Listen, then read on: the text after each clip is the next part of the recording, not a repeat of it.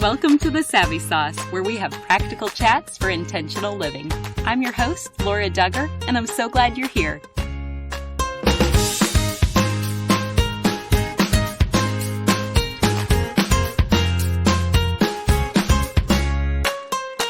Today's message is not intended for little ears. We'll be discussing some adult themes, and I want you to be aware before you listen to this message. Lehman Property Management Company has the apartment you will be able to call home, with over 1,700 apartment units available in Central Illinois. Visit them today at lehmanproperties.com or connect with them on Facebook. Jay Parker is my guest today, and years ago she started Hot, Holy, and Humorous as a blog with the goal of helping others understand God's design for sex and marriage. Her goal is to help you embrace God's blessings for your marriage bed. And today she's going to elaborate on that goal and specifically discuss a less talked about subject, which is marriages where the wife has a higher desire for sexual connection in comparison to her husband. Here's our chat. Welcome to The Savvy Sauce, Jay. Thank you for having me. Well, we're going to begin by going backwards. So will you start us off with a little backstory of how you came to know and follow Jesus? Well, I grew up in the church. In fact, I'm a pastor's daughter. And so I don't remember ever not being in church, not being part of a church community, and not knowing about Jesus. I knew all those things and I grew up in it. But I kind of had some rockiness in my teenage and young adult years. So I would say that I kind of had to rethink my faith and recommit. Kind of fell off actually for a little bit, to be honest. And then I came back around in my young adult years and realized, no, this is true. This is what I believe, and this is what I want to follow, and I want to commit to it. So that's, I think, when my faith became my own. Well, and your faith has benefited so many people, myself included, and you've written 5 books and published over 1,000 blog posts now. So from the many things you've learned along the way, what's your favorite list of benefits for married couples who are consistently connecting sexually? Oh, there are so many. I could go on for a long time about this because there are health benefits, there are emotional benefits, there are relational benefits. But if we're going to go with the favorites, I would say just the connection that comes. I think when we connect physically regularly, we feel more accepted and we're in this vulnerable state. And so it's a place where we can share this mutual experience of being truly naked with one another. And if it's just physically naked, you're not really getting the benefits fully. It's more about being totally yourself, closed off, but open and giving and receiving, and just that intimacy that you build. Oh, I love that. And even more specifically, why do you think that you have become a spokesperson for the higher desire wives represented? That's a great question. And it's, first of all, because I am one. Because what happened is that I certainly was very interested in sex, and I was well matched with my husband when we first got married.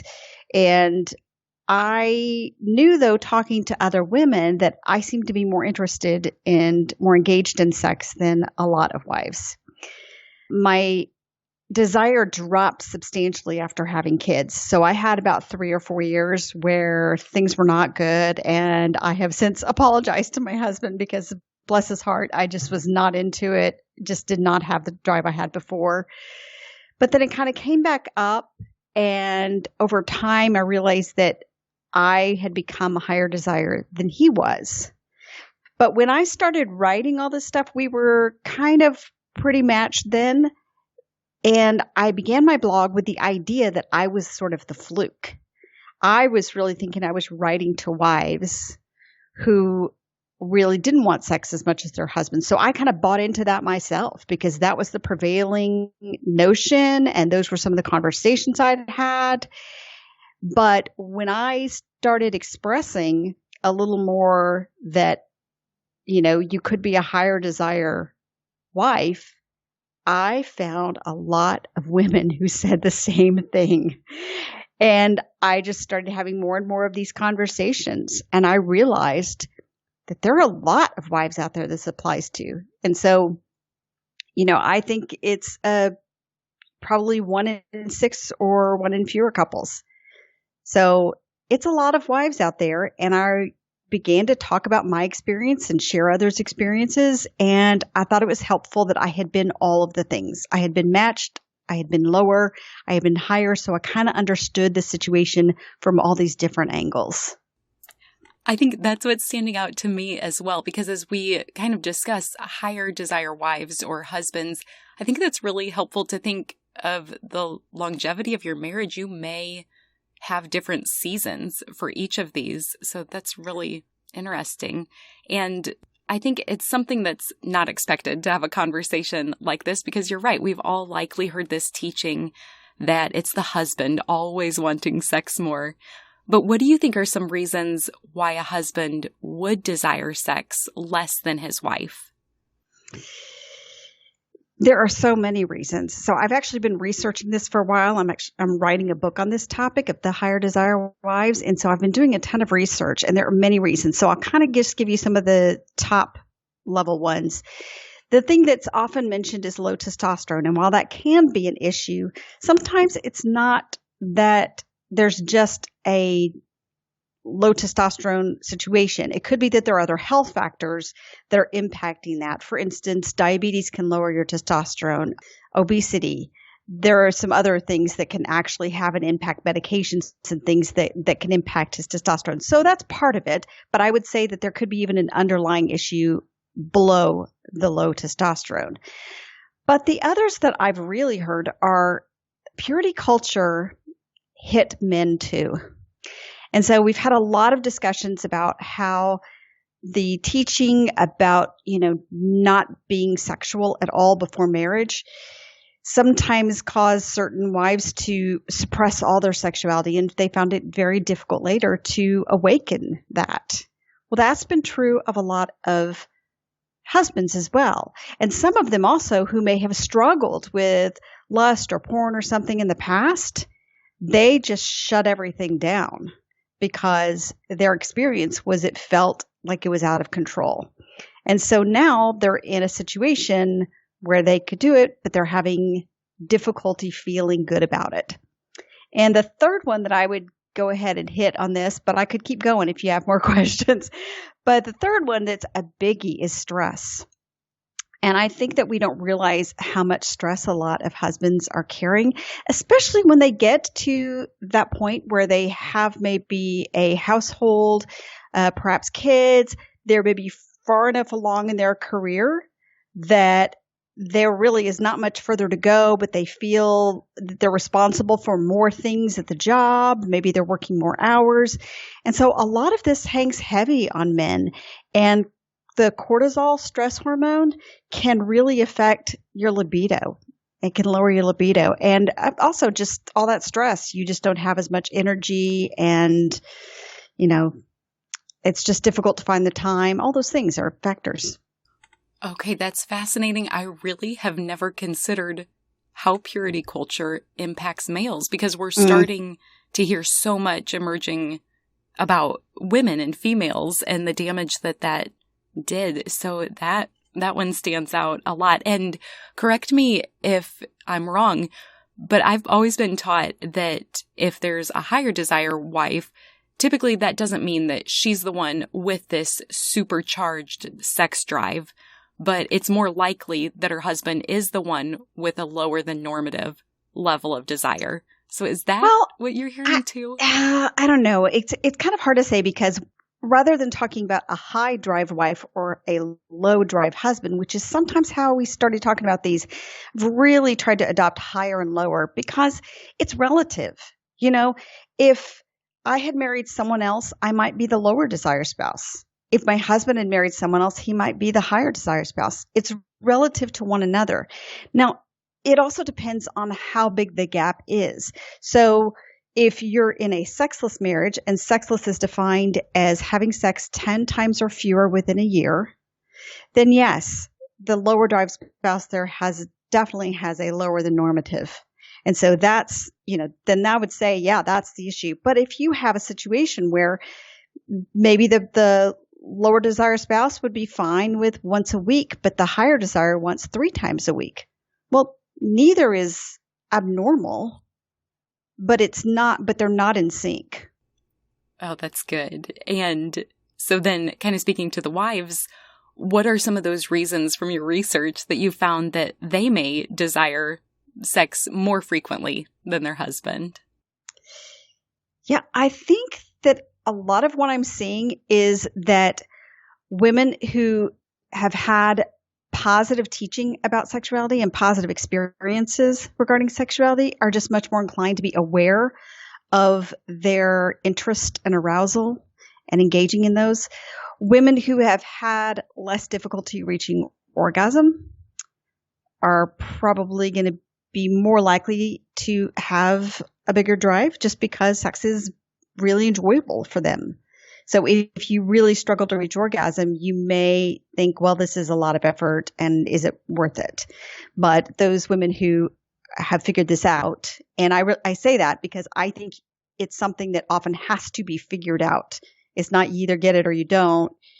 There are ways you can figure it out, but it is a process for a lot of wives. And also, there's the seasons. When you get older, a lot of women find themselves more interested in sex because they have fewer responsibilities with children. Maybe they're less worried about becoming pregnant. And so those things kind of free her up to be a little more interested in all of that. That makes sense. And just going back to that idea of seasons, even seasons of the year, your schedules will change. I'm sure a lot of people, their summer schedule looks very different from the time around Christmas. Yeah, I was just laughing because I was just thinking how my husband's stress was a big factor when we had more of a gap before he retired when he was working. And it was funny because we went on vacation and suddenly I was like, whoa, where does this come from? We just need to live our whole marriage on vacation because this is the season of being on vacation. You're really interested. Isn't that interesting when you change your place and your pace and the stress levels, how that can unlock something? But also want to go back, something else that you said, that you've noticed that the women with this really good sound teaching are more free or can enjoy this more. Any tips for the parents who have daughters or sons in the home how they can talk about this well? Well, my number one tip is don't make it a single conversation like this. Okay, we have to sit down and have the talk. Nobody wants to have that. Not the children, not the parents. So I think that, yes, you do have to have an intro conversation to this at some point, but really you're going to have conversations about it. And letting your kids know that they can ask questions or using things that you experience together to bring up stuff. Like we used to just be watching shows or something and I would say, well, that's really quick to be going to bed together or something like that. This is when my kids are teenagers and we're watching something where an unmarried couple is, but I didn't make a big deal out of it, but there was just ongoing teaching. And then I made it clear they could always come talk to me and also that mistakes were not permanent. But I also just recognize that you're a sexual being, that God made us sexual beings, but also empowered them to believe that they could really choose what to do, even if it was difficult. And look, I know it's difficult. I've been a teenager. I remember talking to my sons. I raised 2 sons. But I think that sometimes we strike so much fear into teenagers about getting it wrong that they don't feel like they really can get it right. Well, I feel like there's a lot of things that are profound with what you just said. And going back to that, mistakes are not permanent. Isn't that the gospel for us, the good news of Jesus, that he died for us? And if we believe in him and put our faith and trust in him, he does cover all of those sins. and give a new beginning. So I love that reminder of grace. Let's take a quick break to hear a message from our sponsor. With over 1,700 apartment units available throughout Pekin, Peoria, Peoria Heights, Morton, Washington, and Canton, and with every price range covered, you will have plenty of options when you rent through Lehman Property Management Company. They have townhomes, duplexes, studios, and garden-style options located in many areas throughout Pekin. In Peoria, a historic downtown location and apartments adjacent to the OSF Medical Center provide excellent choices. Check out their brand new luxury property in Peoria Heights overlooking the boutique shops and fine dining on Prospect. And in Morton, they offer a variety of apartment homes with garages, a hot downtown location, and now a brand new high-end complex near Idlewood Park. Their beautiful, spacious apartments with private garages in a quiet but convenient location await you in Washington. And if you're looking in Canton, don't miss Village Square Apartments. Renters may be excited to learn about their flexible leases, pet-friendly locations, and even mini storage units available in some locations. Lehman Property Management Company has a knowledgeable and helpful staff, including several employees with over 30 years working with this reputable company. If you want to become a part of their team, contact them about open office positions. They're also hiring in their maintenance department, so we invite you to find out why so many people have chosen to make a career with them. Check them out on Facebook today or email their friendly staff at leasing@lehmanprops.com. You can also stop by their website at lehmanproperties.com. That's LEMAN properties.com. Check them out and find your place to call home today. Okay, so this is the first episode that we've done specifically talking about those marriages where the wife is more relating to being the higher desire spouse and the husband the lower. So I'd love to know from the thousands of conversations you've had, what does this feel like, or what might this feel like to a wife whose husband has a lower drive than her? There's a lot of grief, particularly because the expectations have not been met. So it's not just teaching within the Christian realms that a husband is going to be always interested in sex. You see it all throughout secular media as well. There's this belief that men are always gang-ho for sex. And so then if you get married and your husband isn't, the first thing she tends to think is, what is wrong with me? Because if all guys are interested in sex and my husband says he loves me, but he doesn't want to be with me, then there must be something wrong with me. And so there's a lot of self-doubt, and then comes grief as you realize that this is not going to be what you thought it was going to be.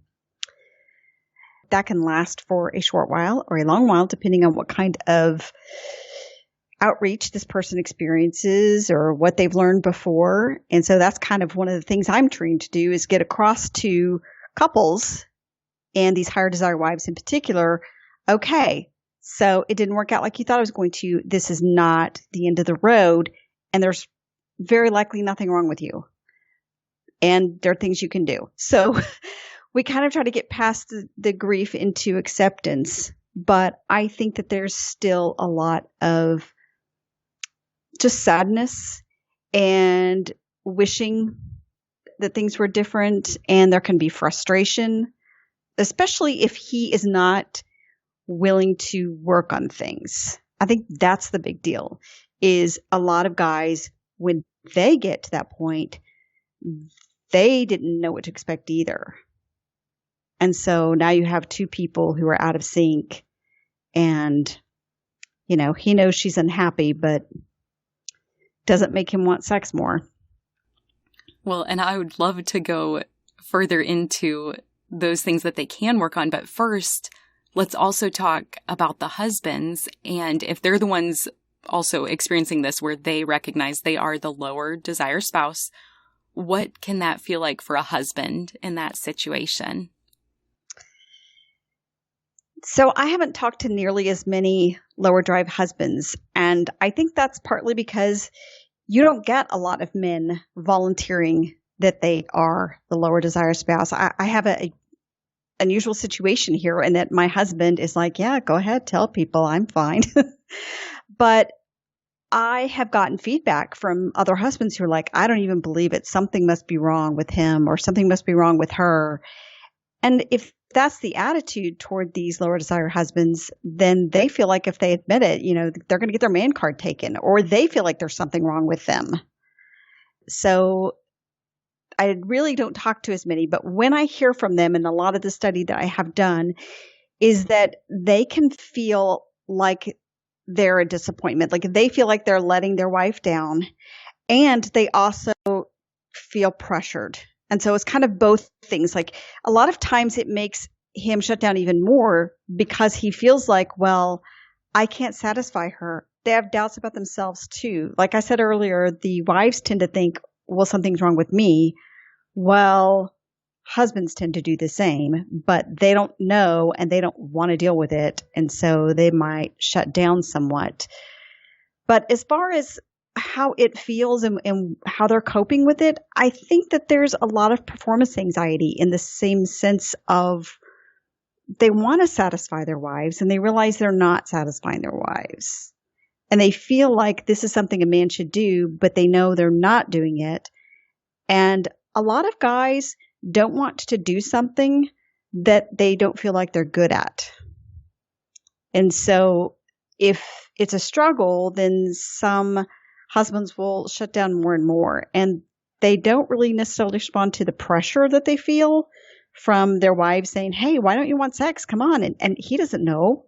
So most of them, some might, but I just think it creates a lot of pressure and doubt for the lower desire husband. Even though if you talked to their wives would say, oh, I don't feel that way about him at all.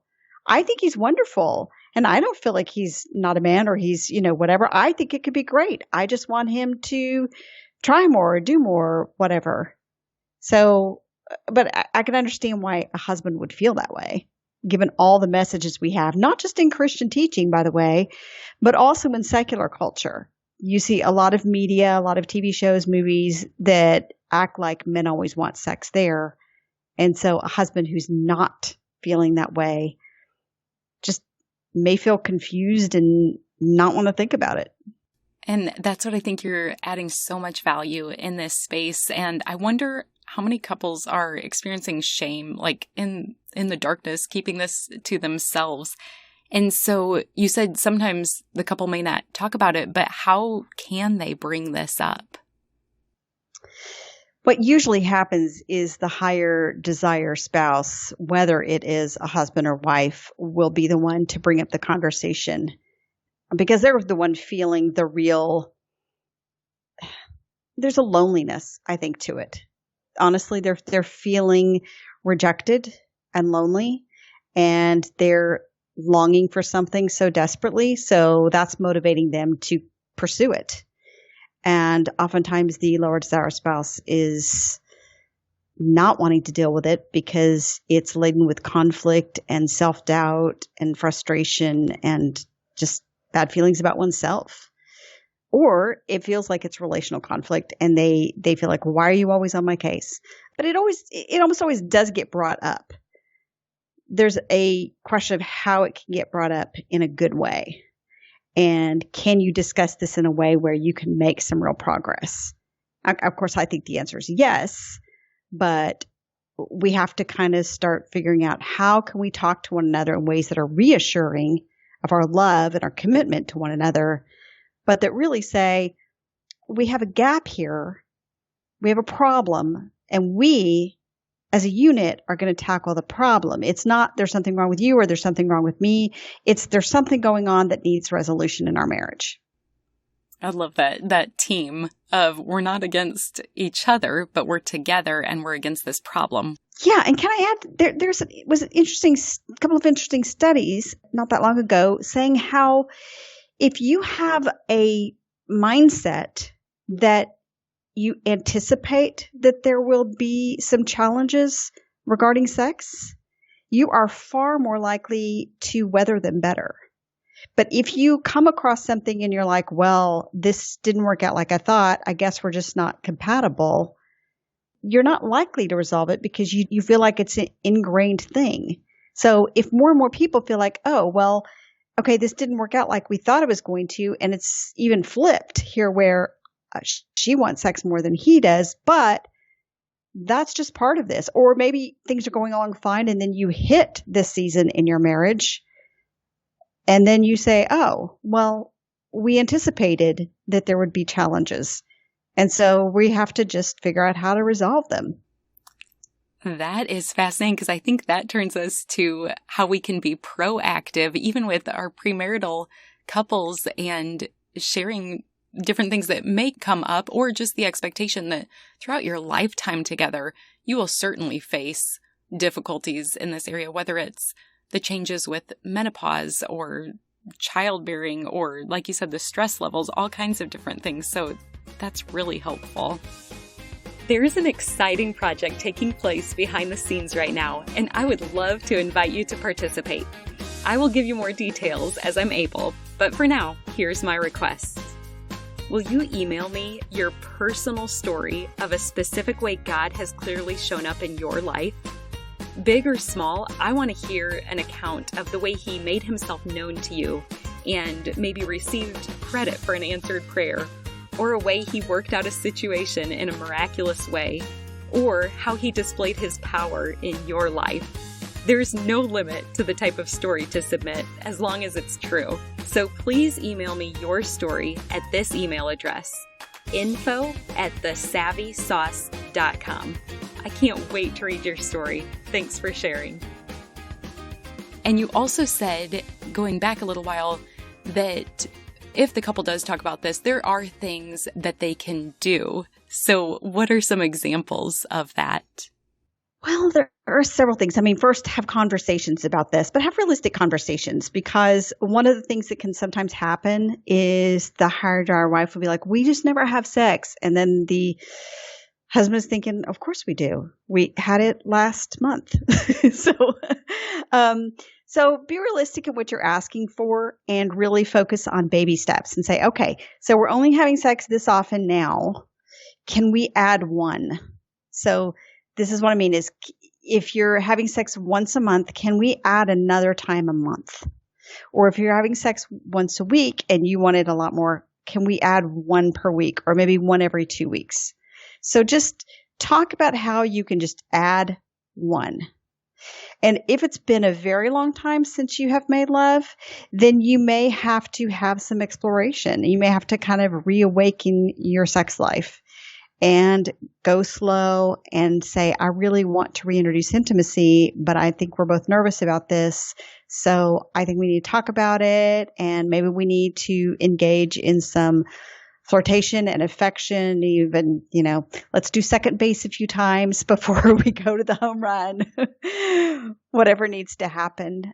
And just also what I talked about with the teenagers is true with your spouse as well, in terms of just making it part of the conversation. Like, you talk about your house, you talk about your kids, you talk about the bills, you talk about what you did that day. You talk about having sex. You talk about your sex life. Not as a serious conversation, not always as a, we need to sit down and talk about this, but more of a, hey, I had this thought. What do you think about it? Or I read this thing. What do you think about that? Does that apply to you? So getting that conversation going. And then the other thing I would add is, and there's always pushback about this, but scheduling sex. Scheduling sex does not mean some boring, I'm pulling out my calendar and you're pulling out your planner and we're going to write it in ink here, and then we just show up and do the thing. It's not like that at all. It's just like when you used to schedule a date with each other, whether that was, hey, next weekend, let's go out for dinner, or it was the same day where you said, hey, I'm free tonight. Are you free tonight? We should do something. Absolutely. And that's such a practical application for how to kind of help smooth things over if the couple is mismatched. And it can still be exciting. You don't have to schedule every detail, but it is, I think, just a way to become one, even in your scheduling and your prioritization of this part of your marriage. Yeah. And the benefit too of scheduling is that the person who is less interested knows it's coming and can have time to mentally and emotionally prepare for it.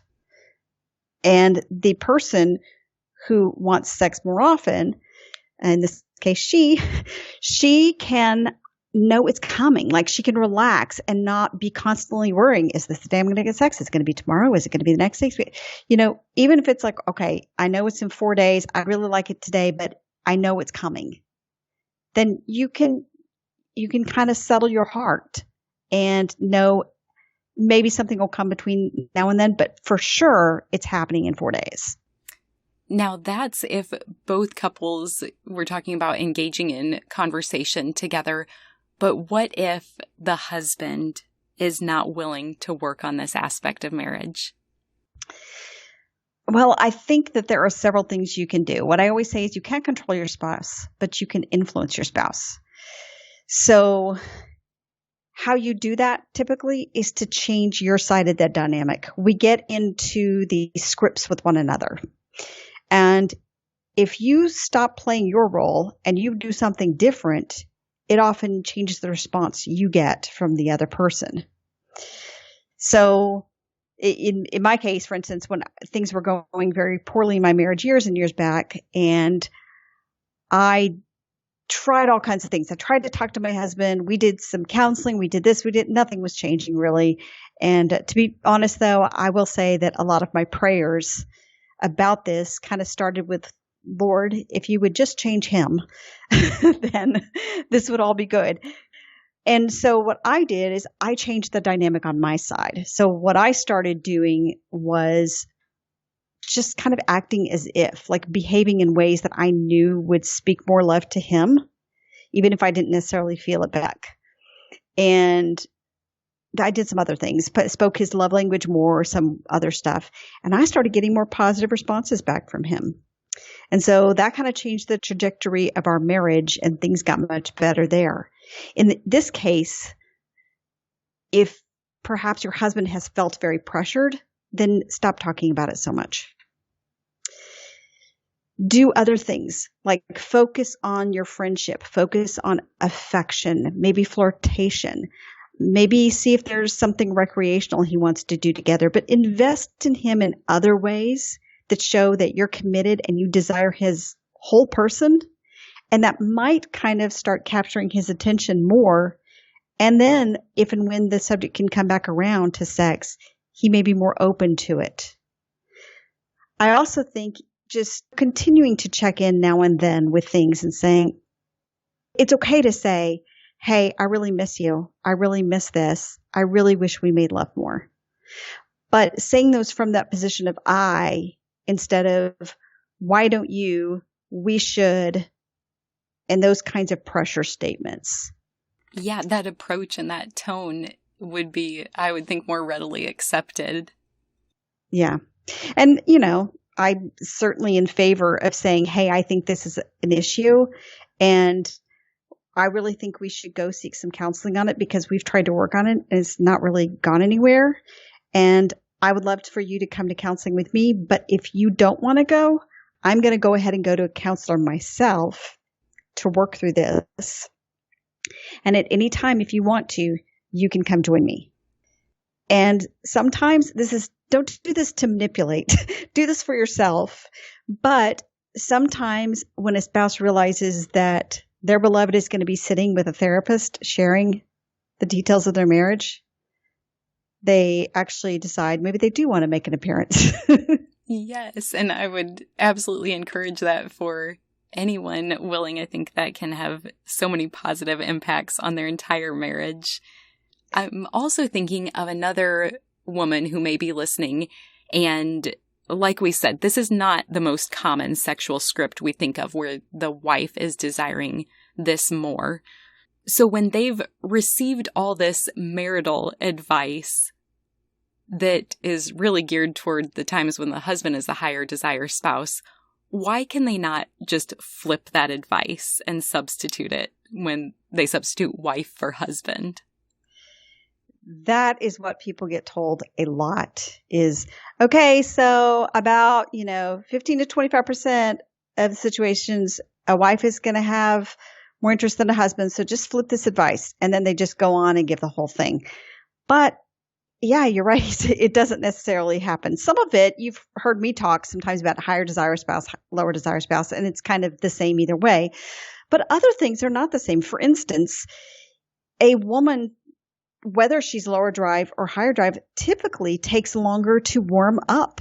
Even if she's interested in sex, it's going to take her longer. So she can't just do the things that a husband is going to do. And she needs to really have her lower desire husband give her that attention, the long foreplay or whatever it needs to happen. And so you've got to have the advice with the lower desire husbands of saying, hey, I know it's not just your willingness to be there and accept, you actually have to do stuff to help her get there. And so that's some of it. There's also all the things about, well, the lower desire wife, well, if you just put on some lingerie, and that's not really how most wives work. Look, I'm a higher desire wife, but my husband coming out in silk boxers isn't immediately going to send me to the moon. So some of those things, they're just not the same. And I also feel like, again, how we experience this feeling of not being as wanted as we'd like is different. So a lot of higher desire husbands, they expect to be initiating. They just want an enthusiastic yes from their wife. And now and then they want her to initiate. Whereas because of all the expectations, women believed they were going to be wooed and chased. And so even if he gives a yes, there can still be this longing to be pursued. Wow. And that kind of gets to the deeper level of the heart behind it. And I can definitely see that difference in males and females. I'm sure there's so much you could elaborate on there, but just as some final encouragement, how can the higher desire wives embrace their sexuality and the way that God made them? I think it's a beautiful thing, actually. For one thing, we are sexual beings. Psalm 139 says that God knit us together in a womb, and he knows who we are. And so it wasn't a mistake for him to put this kind of sexual interest into a woman, into a wife. In fact, that's the beautiful picture we see in Scripture, is not just the husband desiring and wanting sex, but the wife as well. So when you look at Song of Songs, there's even a moment where she says, all night I looked for the one I love, and then I went out to find him. So in this moment, she's the higher desire spouse. She's saying, hey, where are you? I want to make love. And so it's a good thing from God, and we need to just recognize that it's a gift. And not only is it a gift to you, but it could really be the gift to your marriage. Because the thing is that there are some marriages where, but for the wife really making sure to keep this going, there wouldn't be the same kind of intimacy that really does buoy a marriage. And so the sexual intimacy is good for the marriage as a whole. And so if she's playing her part to say, come on, let's do this, then that could benefit him and the marriage as well. Absolutely. And you've even created an online community for women who might be able to connect with you and take this conversation further. So will you share just what is that goal of your online community for higher drive wives, and where can people find it? Yeah, so the real desire here was to put together a group of women who could talk about these things honestly, openly, share tips, share concerns, share wins, victories, and disappointments as well. And so a recent person who joined, she called it a sisterhood, and I really like that. It is that way. So we provide all those things, and I will share tips, and I will share what I'm learning, what I'm working on. We also have a Bible study that we go through there with a devotional book that we're going through, and just a lot of encouragement in sharing with each other. And, sometimes it'll just be somebody who shares, I'm having a rough day. Anybody have ideas on how to handle this? And so then you get just the support. It's really a great support site. And it can be found at hdwives.hotholyhumorous.com. Or if it's easier, just head to my website, hotholyhumorous.com, and you will see on the landing page information about how to get over to the community. Wonderful. Thanks for sharing that. We will link to that in the show notes for today's episode. But Jay, I have one final question for you, because we are called the Savvy Sauce because savvy is synonymous with practical knowledge. And so I would love to know, what is your savvy sauce? So I don't know if this is very much knowledge, but it's certainly a practical thing. And I think that is humor, just the beauty of humor. And how that can help you in your whole life, but also in your sex life. I think that if you can treat this with some playfulness, some lightheartedness, some joy, I just think that people will experience better sex and be more in line with God's design for sex. You even modeled that so well within friendship too on one of your podcasts, called Sex Chats for Christian Wives, which I highly recommend. Right. But Jay, you are just refreshingly candid, and you are funny and full of helpful answers. Thank you. I'm just very grateful for this time that we got to spend together. So thank you for being my guest today. Yes, and if somebody wants to check out the Sex Chat for Christian Wives, who is a higher desire wife, we have one specific episode on that, although I talk about it plenty on all the episodes. Well, not all the episodes, but plenty of them. But if they wanted to go ahead and just check out that episode to get a taste of what our podcast is like, that would be great. Wonderful. I will link to your podcast as well. So thank you again for joining us today. Thanks so much for having me. One more thing before you go. Have you heard the term gospel before? It simply means good news, and I want to share the best news with you. But it starts with the bad news. Every single one of us were born sinners, and God is perfect and holy, so he cannot be in the presence of sin. Therefore, we're separated from him. This means there's absolutely no chance we can make it to heaven on our own. So for you and for me, it means we deserve death, and we can never pay back the sacrifice we owe to be saved. We need a Savior. But God loved us so much, he made a way for his only Son to willingly die in our place as the perfect substitute. This gives us hope of life forever in right relationship with him. That is good news. Jesus lived the perfect life we could never live and died in our place for our sin. This was God's plan to make a way to reconcile with us so that God can look at us and see Jesus. We can be covered and justified through the work Jesus finished, if we choose to receive what he has done for us. Romans 10:9 says that if you confess with your mouth Jesus is Lord and believe in your heart that God raised him from the dead, you will be saved. So would you pray with me now? Heavenly Father, thank you for sending Jesus to take our place.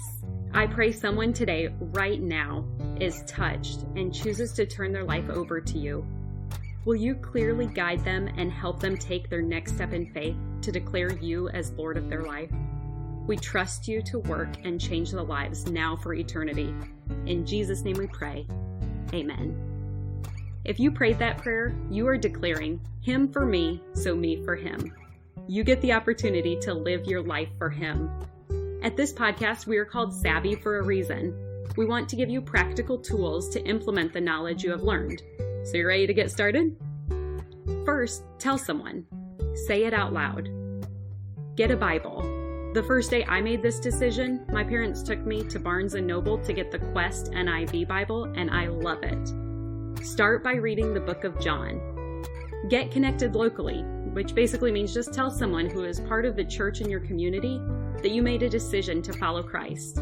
I'm assuming they will be thrilled to talk with you about further steps, such as going to church and getting connected to other believers to encourage you. We want to celebrate with you too, so feel free to leave a comment for us if you made a decision for Christ. We also have show notes included where you can read scripture that describes this process. Finally, be encouraged. Luke 15:10 says, "In the same way, I tell you, there is rejoicing in the presence of the angels of God over one sinner who repents." The heavens are praising with you for your decision today. If you've already received this good news, I pray that you have someone else to share it with today. You are loved, and I look forward to meeting you here next time.